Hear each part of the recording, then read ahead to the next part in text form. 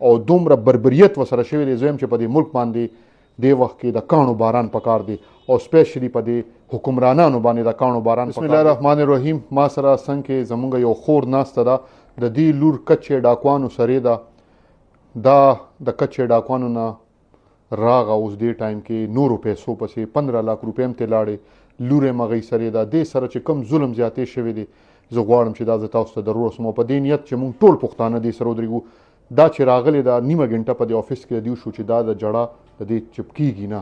دومره دردېدلې ښځه، دومره دردېدلې فیملی ما په خپل ژوند کې نه ده لیدلې چې یو پښتون معاشرې کې یو پښتني جینۍ سره د پېښور نه بوځي کچې ته او بیا هغې سره څه کېږي.